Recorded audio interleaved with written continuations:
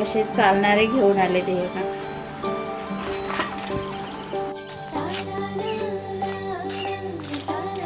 आजची रेसिपी आहे मालवणी डिश खेकड्याचा रस्सा. त्यासाठी मी खेकडे घेऊन आले, अर्धा डझन आहे ते. आणि ते तेवढं मी साफ पण करून घेतले. ते छोटे डेंगे आहेत ते काढून घेतले साईडला. त्याचं मिक्सरला लावून रस्सा बनवून घ्यायचं. हे असे साफ करून घ्यायचे. मी एवढे साफ करून घेतले. आणि हे आपले मोठे मोठे डेंगे आहेत ते मी एकत्र एक साईडला ठेवले. हे बघा, आता तुम्हाला दाखवते खेकडे केवढे मोठे होते ते आणि कसे चालणारे घेऊन आले ते बघा. आता त्याला काय काय लागणार ते साहित्य मी तुम्हाला दाखवते. साफ कसे करायचं ते तुम्हाला मी दाखवते. हे खेकडे आहेत ना, ह्याचे पाय काढून घ्यायचे पहिलं. छोटे पाय पहिले काढून घ्यायचे आणि नंतर याला असं खोलायचं. खोलल्यावरती हे वरची हे असं ते काढून टाकायचं. आणि हे पाठीमागचं पण असतं हे असं, ते पण काढायचं. आणि साफ करून हे वरचं हे ते पण काढून घ्यायचं असं.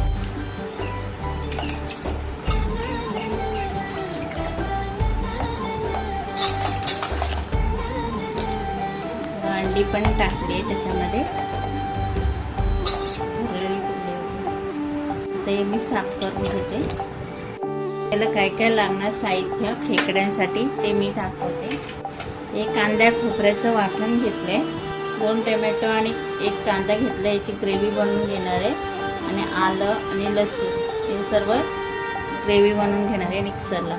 फोडणीसाठी कांदा लागणार आहे आणि आपल्याला कढीपत्ता लागणार आणि लिंबू लागणार आणि आपल्याला मालवणी मसाला वगैरे लागणार.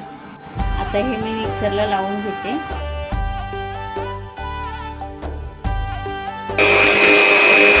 आता मी याच्यामध्ये तेल टाकते, 1 कढई. कांदा,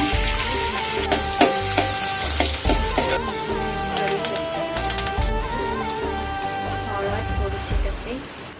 आपला मालवणी मसाला 2 चमचे आणि गरम मसाला.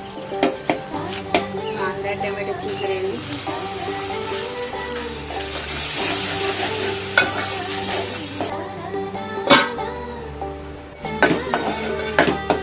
कांदा खोबऱ्याचं वाटण,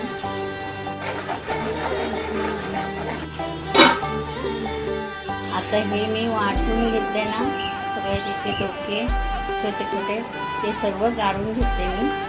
पाय ते मिक्सरला लावून घेतले सर्व. असं गाळून घ्यायचं, 2 वेळा गाळायचं म्हणजे त्याचं खसखस वगैरे लागणार नाही. असं गाळून घ्यायचं. आता मी तुम्हाला दाखवते बघा. चांगला शिजून आले, ग्रेव्ही शिजून आली. त्याच्यात मी खेकडे सोडले.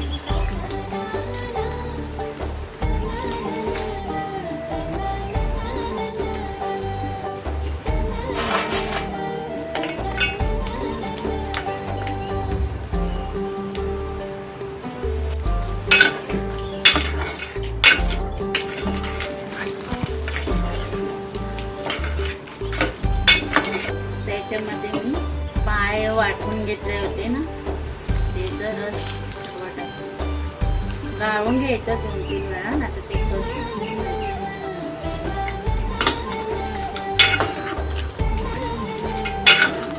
आता याला उकळा एक, कारण आपल्याला जेवढं पाहिजे रस्सा तेवढं करायचं. जास्त करून घट्टच ठेवायचं, पातळ नाही करायचं. आता बघा चांगलं शिजून आले. उकळा चिकन मसाला टाकते आणि थोडासा लिंबूचा रस.